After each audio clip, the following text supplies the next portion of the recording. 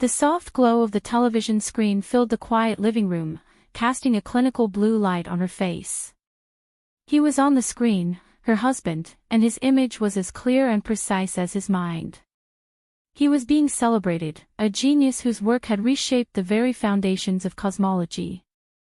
The interviewer's questions were sharp, but he answered with the effortless confidence of a man who had mastered his universe. He spoke about his equations, his theories on dark matter, and the cosmic mysteries he was on the verge of unraveling. In their home, she watched him, the man who could explain the birth of galaxies but who seemed unable to see the small, fleeting details of their shared life.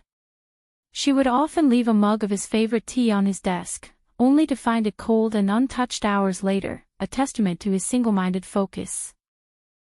The interviewer, with a sympathetic tilt of her head, finally broached the topic of his personal life. He smiled politely, a thin line that didn't reach his eyes. "I don't think I'm a qualified partner," he said, his voice calm and even.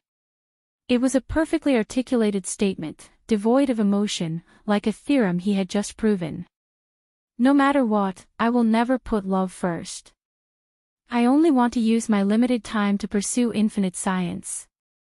She sat there, the weight of his words a physical pressure in the room. The applause was thunderous, an ovation for his fearless devotion, his single-minded purpose. His pronouncement hung in the air, a final, unarguable decree. Her fingers trembled as she reached for the crisp white envelope on the coffee table. She had received it in the mail just that morning, a small, unassuming packet that contained a universe of bad news. Inside was a medical report, stage 4. Terminal. Prognosis, weeks to months. She folded the paper neatly and slipped it into a drawer, a secret she would carry alone. He left 2 days later for London, a whirlwind of packing and last-minute conference calls. He was going to receive a Lifetime Achievement Award, the pinnacle of his career. She watched him, moving through the house with a scientist's efficiency, checking and rechecking his luggage. He kissed her on the forehead, a quick, preoccupied gesture.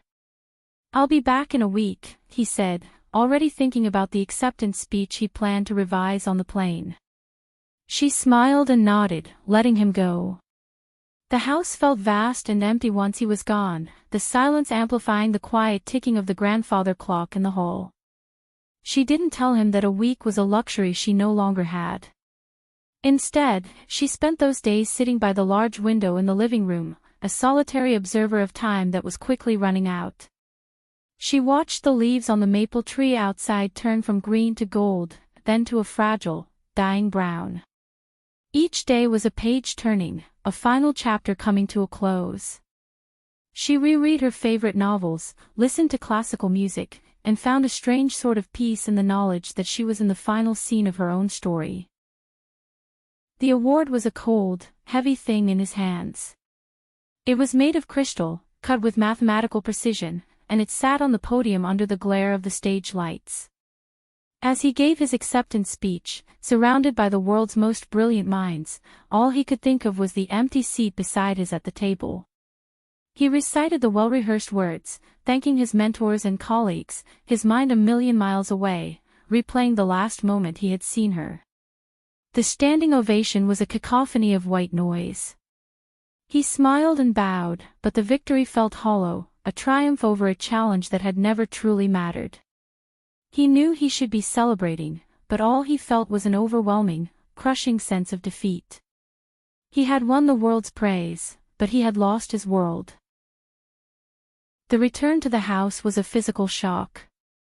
He opened the door, and the silence hit him like a physical blow. The air was stagnant, filled with the scent of an absence so profound it felt like its own element. He walked through the rooms, looking for a sign, a trace, a note. He found the envelope in the drawer of her bedside table. His hands shook as he pulled out the paper. The words swam before his eyes, but the diagnosis was unmistakable. The dates were seared into his memory, the day she had received the news, the days he had been gone. It wasn't a document, it was an indictment. He sank to the floor, the sterile medical jargon a cruel and final testimony to his own blindness. He had spent his life searching for answers to the universe's most complex questions, but he had missed the most important truth sitting right in front of him. He had been a brilliant scientist, but a terrible husband. Grief became the fuel for a new kind of obsession, one far more powerful than his pursuit of pure science. He locked himself in his lab, ignoring calls and canceling all his speaking engagements. The lab became his sanctuary and his prison, filled with the hum of electronics and the ghosts of his own hubris.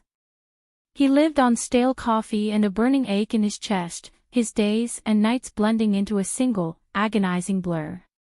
His research, once focused on the theoretical mechanics of the universe, shifted to a singular, impossible goal: manipulating the flow of time. He delved into the quantum intricacies of temporal mechanics, poring over his own earlier work and the theories of others. He saw time not as a river but as a series of connected points, a web he could potentially traverse. His colleagues whispered that he had lost his mind, that his grief had unhinged him. But he didn't care. He was a man with nothing left to lose and an infinite problem to solve. He toiled tirelessly, driven by a need to prove one last theorem, the one that truly mattered, that love could defy the laws of space and time. The machine was his final masterpiece, a complex symphony of electromagnetic fields, pulsating light, and intricate crystalline matrices. He had calculated for months, correcting for every variable, every quantum fluctuation, his hands working with a manic precision he hadn't felt since his early days as a researcher. It wasn't a time machine in the sense of a sci-fi novel, it was a temporal window, a fragile, one-way journey into a specific moment. The coordinates were precise: the morning he had left for London, the day she was still in their home. He stepped into the glowing field, the world around him blurring into a symphony of light and color, and then it settled. The air was cool and crisp, exactly as he remembered. He was standing in the hallway of his own home. He could smell her morning coffee and hear the faint sound of a classical symphony playing in the living room. He walked into the room and saw her sitting on the sofa, bathed in the soft morning light. She looked exactly as she had that morning, a quiet beauty he had taken for granted for so many years. She glanced up, her eyes widening slightly in surprise. "You forgot something?" she asked, her voice a melody he hadn't realized he had forgotten. He shook his head, unable to speak. He just stood there, taking her in, every detail, every nuance of her expression. The words he had said on television felt like a million miles away, belonging to a stranger. He had traded her, for a hollow fame, a cold, empty trophy. "I didn't forget anything," he finally managed, his voice thick with emotion. He walked to the sofa and sat beside her, not touching, just being present. "I came back to remember." Her surprise gave way to a gentle, knowing smile. She didn't question him, didn't ask why he was there. She simply reached over and placed her hand on his, a small gesture of immeasurable comfort. "I know," she whispered. "I always knew you'd find a way." They sat in silence for a long time, their hands clasped. He told her about the award, the emptiness he felt, the sleepless nights. He told her about the machine, about his desperate need to see her face one last time. He finally, truly, confessed his regrets. He spoke of the lost moments, the anniversaries he'd forgotten, the mundane days he had overlooked in his relentless pursuit of the extraordinary. "You have to go back now," she said gently, her voice full of an ancient wisdom. "Your time here is almost over." He didn't want to. He wanted to stay in this perfect, impossible moment forever. But he felt the faint hum of his machine pulling him back, a cosmic tether snapping him across the void.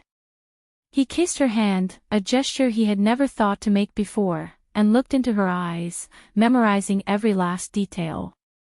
The clock on the wall ticked forward, a constant and unforgiving reminder of the unalterable flow of time. He closed his eyes, and when he opened them, he was alone in his lab again. He had conquered time, but he had lost his most cherished victory. The final theorem was complete, a monument to the only universal constant that truly mattered, a love that, once ignored, can never be fully recovered.